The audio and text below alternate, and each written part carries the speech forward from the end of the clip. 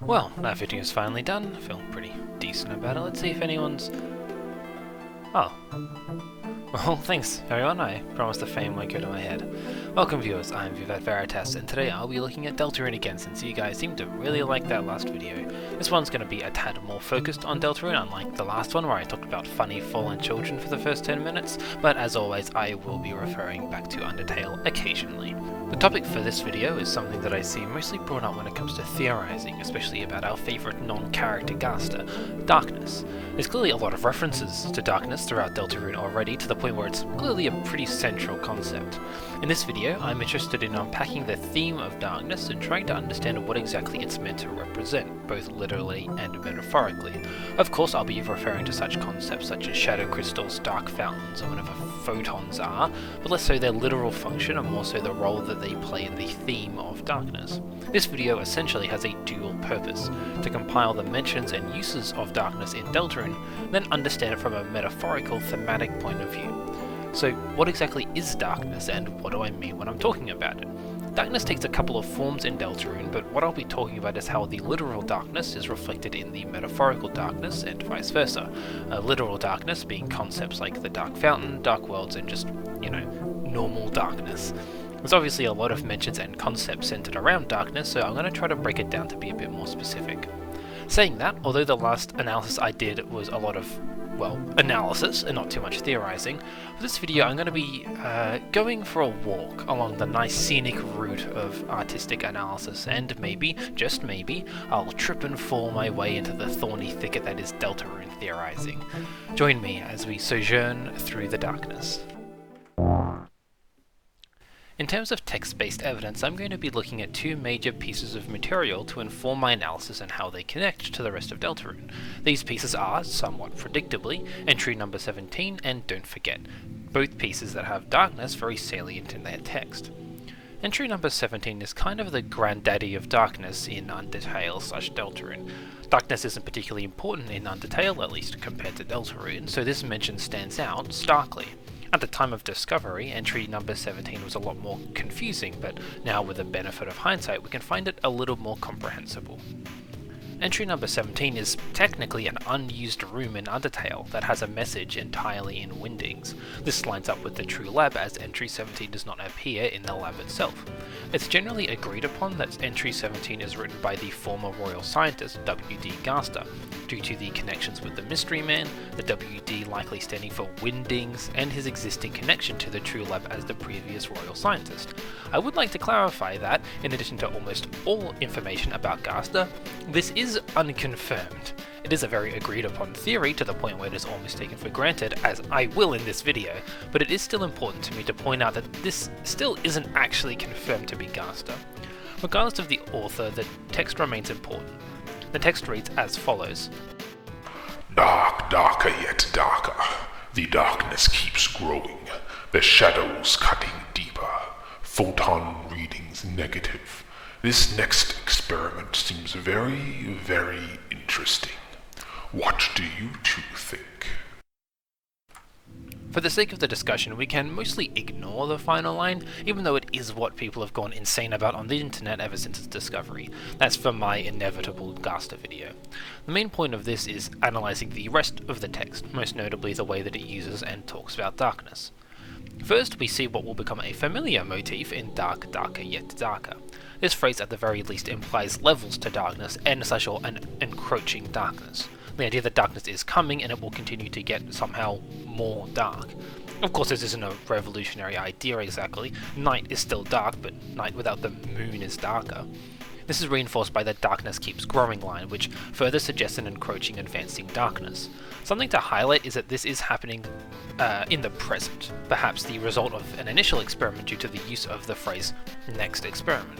It's not difficult to assume that a previous, if not current, experiment has caused the darkness.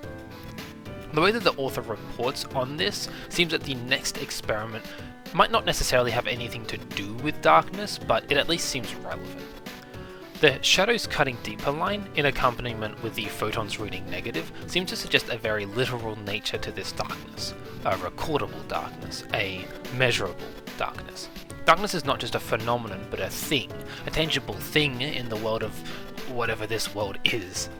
Additionally, whatever this next experiment is doesn't seem to be responsible for the growing darkness, but instead will take advantage of it due to the proximity of the mentioning and similar scientific language. What we can see from entry number 17 is that it quantifies darkness. Darkness is a real thing, not simply the absence of light. It is measurable, quantifiable, determinable, but still very connected to light. That's information that is tantamount to necessary to consider for the rest of this essay when talking about darkness. Let's hold on to that for the future. Something I'd also like to bring up is the relation to the True Lab. In Undertale, the True Lab's entries are used to document Alfie's descent into horror with the use of determination, the key mechanical and metaphorical aspect of Deltarune that makes saving, loading, and frankly the whole game diegetic. By tying this entry to the True Lab, Toby gives the idea that darkness is of a similar importance to determination, perhaps even the initial invention that Gaster fell into if this is indeed Gaster writing. Knowing what we know now, we can guess that maybe darkness is the equivalent of determination, not necessarily in the direct way it's used, but as a mechanical and literal part of the game that makes other aspects diegetic. You can't escape diegeticness. Next up, Don't Forget. For those unaware, Don't Forget is the theme for the Deltarune Chapter 1 credits, which is replaced by Until Next Time in Chapter 2. The leitmotif that is part of it appears everywhere in the game, like it's been shattered across it. It's used in Beginning, School, Field of Hopes and Dreams, Scarlet Forest, The World Revolving, Friendship, Your Power, A Town Called Hometown, You Can Always Come Home, Faint Glow, The Dark Truth, and Until Next Time. Oh, that's a lot. Really feels like Toby's trying to constantly infiltrate our minds with a song until smashing us in the face with it in the credits. Anyway, I'll let my music nerd soul abate for time for some good old-fashioned lyrical analysis. Much like entry number 17, we have no real idea whose perspective this is meant to be from, but we've got a lot less proof for Don't Forget. The most common idea is that it's Des, due to the loneliness mentioned, but again it doesn't really matter. I'll probably make a video on it one day. What does matter is, like with entry number 17, what's actually being said. When the light is running low, and the shadows start to grow, and the places that you know seem like fantasy, there's a light inside your soul that's still shining in the cold with the truth, the promise in our hearts. Don't forget, I'm with you in the dark. Sorry for not singing that. To begin, the opening line comparing light running low and shadows growing is incredibly reminiscent of entry number 17. However, Don't Forget contrasts this idea of a growing darkness with places that seem like fantasy. It's pretty likely this is a reference to the Dark Worlds. Dark fountains being made causes darkness to spread and makes those former places magical and fantastical. So now we know what it's talking about, how does the light inside your soul have to do with anything? We actually already have some hints in the game already. At the start of the first Dark World, when we come across the first save point, it's described as the light only you can see, and a power shines through us, breaking through the darkness. Considering how we seem to be linked to the save point through our soul, and the repeated use of X shines through you, definitely links the idea of saving and our soul to the idea of light, especially since the light shining happens in the aforementioned growing shadows of the Dark World. This is kind of a separate point on what the hell save points actually are, so I guess the answer to that from Don't Forget is manifestations of truth being made manifest using our soul. I don't know. The point is that light can counteract darkness, which can be seen in saving, another very important moment, the sealing of the fountains. Following the idea that there is indeed light within our soul, it makes sense that we use our soul to seal the dark fountain. At least that's what it certainly looks like is happening. So our soul represents light to some degree, and this light might have something to do with a promise. The final line, don't forget I'm with you in the dark. A promise. A reminder.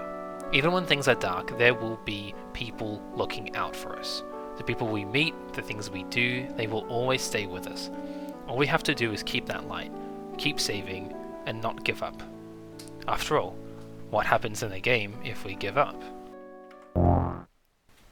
While entry number 17 was a lot more scientific in nature, giving us the idea of darkness in a very literal sense, Don't Forget is more so melancholic and metaphorical, while still tying back to our pre-existing ideas of darkness.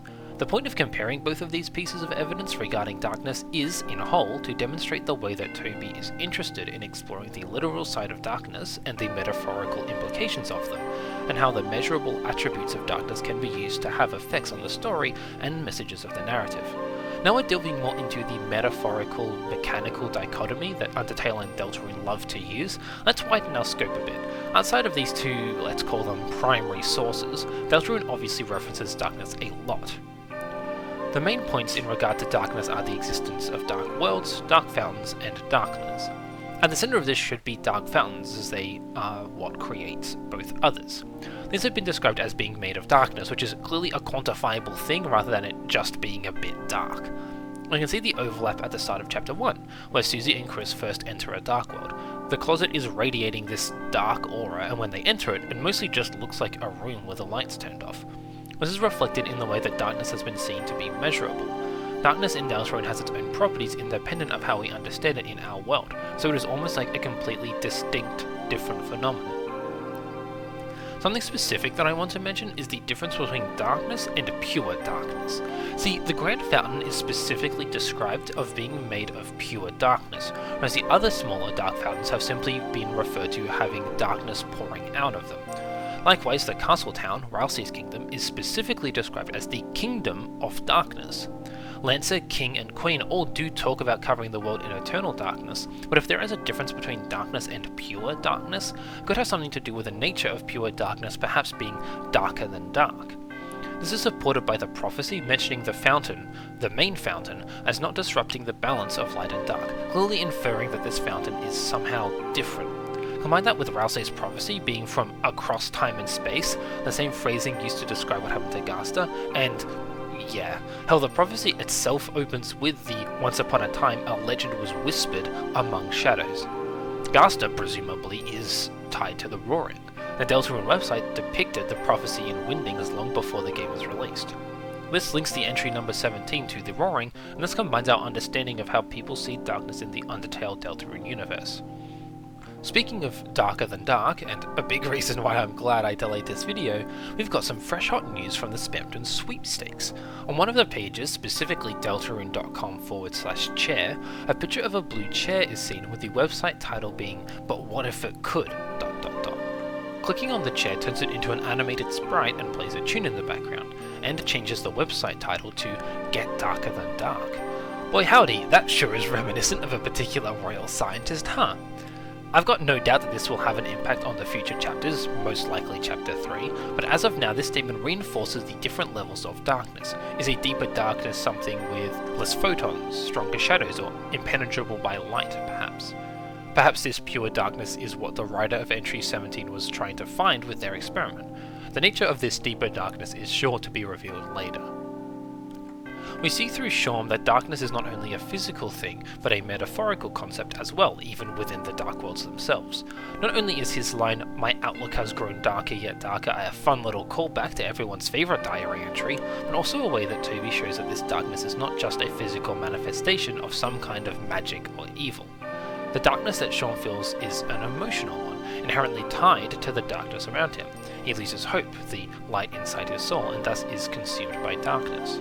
Something significant about this line coming from Shaum specifically is that he's also the one most involved with the shadow crystals. Now, I haven't done a 3-hour-long video on what the shadow crystals are, but what I do know is that they are dark, and they are associated with the secret bosses of Deltarune. You know who else is associated with darkness and the secret bosses? No. Anyway, the shadow crystals are yet another aspect of darkness used by Deltarune, and these tie into the literal and metaphorical nature nicely. By using the shadow crystal in a dark world, Chris can see its true form, toys or a computer lab. But using it in the light world as glass makes Chris either see through their hand or Susie glaring at them. To call back to something mentioned earlier, if the shadow crystal is used in the castle town, nothing happens.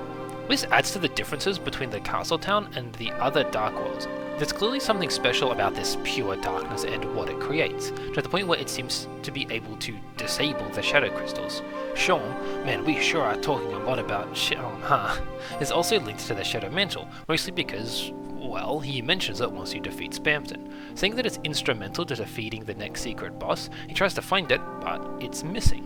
Whatever the shadow mantle is, it further connects the concept of darkness to the secret bosses. Considering that the secret bosses are linked to darkness, both through the shadow crystals, shadow mantle, and potentially Gasta, is interesting as both characters embody the idea of abandonment, madness, and being hidden away, which is also a wonderful little representation of darkness itself. darkness ultimately seems to be tied to some kind of balance, especially in the Dark World. The prophecy outlines as much when we first see it, one of the first things we learn in the game. Even though the darkness get their life force from the dark fountains, there can't be too much, otherwise the roaring occurs, and even the darkness suffer from that. Like with the secret bosses, too much darkness can cause them to become abandoned, overlooked by society. It's no secret that those who are plunged into darkness are forgotten. Hell, it's kind of the whole shtick that King has, where he feels forgotten and ignored by the Lightners. It is literally in the name that the Lightners, i.e. the player, brings light, awareness or attention to the darkness. It's poetic in that case that the ones that we do not bring awareness to, those that are hidden away even within the Dark Worlds, are the most powerful and seem to have some kind of further understanding. They've looked into a deep darkness, and it's looked back. When analysing the way that the audience is meant to view a particular aspect of the game, it's always a good idea to examine the pre-existing perspectives within the game. Darkness is obviously observed differently by different people in the Dark Worlds. Most of the antagonists, predictably, love darkness. They see it as their life force and, in King's case, their birthright. Consuming the world with eternal darkness is an active goal of his and seems to think this will hurt the Lightners in some way, which is later supported by the Roaring reveal, although it of course isn't specifically mentioned. Queen loves darkness too. She sees it as a way to further her goals to spread the darkness of the Dark World. In fact, most of the mentions of darkness explicitly come from her, though she's hardly the first to mention it. Even without knowing the Roaring, she seems to think that blanketing the world in darkness, 1, is possible, and 2, is good. The first point is supported by the Roaring, while the second is refuted. However, unlike King, her desire to blanket the world in darkness is not born from malice towards Lightners. Instead, it is born from a desire to grow and nurture darkness, a stark contrast to King's obsession with destruction. This is a further sign of the balance that darkness embodies. Regardless, the antagonists all have positive relationships with darkness. As Ralsei is the being who is tied the most, by far, to pure darkness, it's important to reflect on him too. The idea of pure darkness from a metaphorical sense brings to mind the idea of advancement, a sense of extraordinariness and something even more beyond understanding than regular darkness. Thus, a Darkner, evidently the only Darkner born from this darkness, would be representative of these qualities. This generally follows when we observe Ralsei.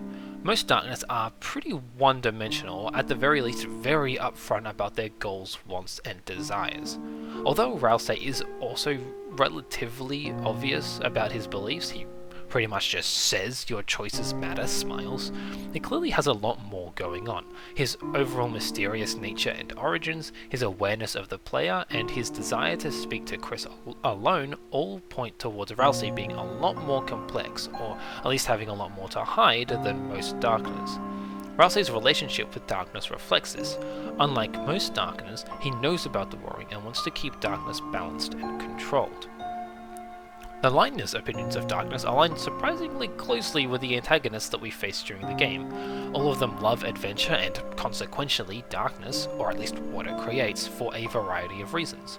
Birdley and the others are still keen to make more Dark Fountains after Quinn's little monologue about her plans, and even after hearing about the Roaring, Chris and Susie still want to explore, with Chris going as far to actually create a Dark Fountain. For being Lightners, they sure are pretty keen on darkness, huh?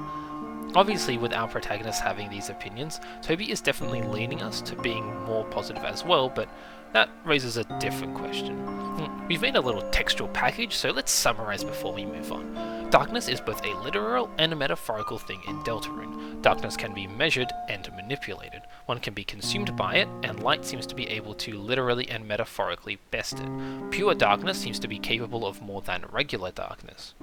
Darkness, at the very least, is a building block for the Dark Worlds, as it allows creativity and the synthesis of new things through the Dark Fountains, which bring forth the Dark Worlds, and a balance between light and darkness seems integral. Now that we've got all that sorted, time to keep going. After identifying all the different ways that darkness is used in Deltarune, we can begin to synthesize a conclusion as to why they're used in this way, and what it could mean for the story. What does it mean that darkness is so predominantly used? In what we've seen of Deltarune, the ways that the characters benefit and suffer from darkness is inherently tied to creation and the consequences of that creation. Darkness represents adversity, as is pretty typical in media in general, but it also represents adventure and curiosity. Darkness as a vector for creation also makes sense if we look at the game's main themes, especially the theme of escapism. The Dark Worlds are clearly meant to represent some form of escapism. None of our main characters really seem to be that happy, or at least on the level of high schoolers who are just coming into their own personalities. Susie loves being in there for a multitude of reasons, and God, I want to do a Susie character study. Chris seems to like being in there to some degree. They do open another fountain, even though they've been told it's the end of the world, so there's clearly something going on there. And even Noel and Bertley seem to enjoy their travels and adventures. Darkness provides an adventure, but it's not necessarily an innocent adventure. Darkness, as mentioned, is tied to abandonment, and in their own way, each Lightner has been abandoned, whether that is by family, society, or themselves. The way that this escapism is shown through both the normal and Snowgrave routes, and how it inherently facilitates the end of the world, makes it pretty clear that this adventure, although entertaining, is also highly dangerous for both the participants and the world around them. Something else I feel is important to point out is the motives for delving into the darkness. Darkness in real life and pop culture is very closely tied to the idea of the unknown, and Deltarune draws on this. Many things, whether it's the Dark World itself, Rousey or Lancer, are obscured by darkness to make them more initially threatening, or at least confusing, until shining a light on them reveals that they're pretty goofy and friendly. Even Susie abides by this visual shorthand, with a lot of her face being obscured originally when she's more adversarial to Chris. This further enhances the idea of darkness as something that, although full of potential adventure, is still dangerous. The balance between danger and fun, or risk and reward, is something that is very natural to find in pieces of media about adventures, especially video games. The fact that darkness is a vector for this in Deltarune also tinges this balance with a hint of ominousness. It's important that it's specifically darkness that Deltarune uses to display these themes and ideas, as darkness is so commonly associated with evil, and although darkness isn't quite as present as evil as it is in other media, it is still relevant that all of the major antagonists in the game so far are made from said darkness that we bring balance to by controlling and containing. Additionally, this currently existing bias towards darkness is probably not ideal if what we've been told by characters like Rousey is anything to go by. Currently, everyone is very cool with darkness and there being more of it, but we've also seen disasters that too much darkness can have on a personal level, Spammed and Jevil, possibly Death, and a wild level, the Roaring, Don't Forget, and Game Over. To counteract this darkness, the Lightners combat it with the light inside their souls, thus bringing balance to darkness as the prophecy entails. And now, my dear viewers, it is time for some theorizing. The thing is, the way that the story is going seems like a lot of our Lightners are actively enabling darkness, most especially Chris, by opening a dark fountain, even knowing the consequences. I doubt that the story of Deltarune is going to be as simple as a battle between light and dark, or good and evil, especially seeing how multifaceted darkness has already been shown to be. So I personally believe there's more here than meets the eye. I personally would find it super interesting if the balance between light and darkness was upset within the party structure itself. A lot of people consider the possibility of a heel turn or otherwise abandonment of Rousey, and if it was to happen, I could see it being represented by darkness consuming the party. After all, Rousey is a prince of the dark, and we all know what happens to those with a lot of darkness who get abandoned. Additionally, I imagine there will be more of a conflict to reject or adopt darkness from the protagonists, especially if Mr. Darker Yet Darker himself shows up, and the consequences of diving into these dark worlds as a reflection of the effect darkness can have on a Lightner. Naturally, a discussion about darkness and light in Deltarune would not be complete without a cursory mention of our good friend the Angel. Much like darkness is commonly associated with evil, light is commonly associated with good and thus purity, much like an angel. The angel in the prophecy, however, doesn't seem as lovely and kind as some other angels. Instead, they seem to be actually a force of darkness. Sealing the fountains banishes the angel's heaven, and consequentially, banishing the angel's heaven restores balance to light and dark. Therefore, I believe that the angel, when/if ever we do see them, will not be a force of light as the name and the religion in the light world may suggest. You could make the argument that if darkness equals good and lightness equals bad in Deltarune, so the angel could still be a being of light, but I find that directly contradictory to the prophecy, as well as a bit of a misinterpretation of the way that darkness is being used in Deltarune. It's far more likely to me that Deltarune will subvert the idea of the angel being a heavenly body of light, considering its established idea in Deltarune, rather than a kind of trite subversion of light-dark morality. This idea would also support the theory that Des is the angel, someone trapped in the dark world and having to break out. I don't know. Maybe the true angel was the friends we made along the way. At the end of the day, darkness doesn't seem exactly like a force of good from Entry 17 and Don't Forget. Perhaps, if we are relying on our idea of escapism, creation, and fiction, it is not the darkness that has good or evil, and the light that has good or evil, but what is created by it. Dark fountains, after all, are creations made from the determination of lightness, and the darkness are an extension of that, the will of the person that creates it. Hope, light, and love can all be found in these dark worlds right next to despair, gloom, and abandonment. We've seen darkness being ominous and threatening, as seen in Don't Forget and King, as well as being hopeful and beneficial, as seen with Rousey and the Castle Town. Maybe the dark worlds aren't as different from the light world as we think. When it comes to darkness and the world, I guess you just gotta take the good with the bad. Congratulations, you've made it to the end of the video. As always, thank you so much for giving this video a watch. I also always encourage people to leave comments on my videos, mostly because I just really enjoy reading what people think of the topic. Apologies if this video got a little muddled at times. I have a lot of thoughts and passion, and this video ended up being a bit longer than I expected. Generally though, I'm really happy with how it ended up, and I think it's a good little collation and dissection of the uses of darkness in Deltarune.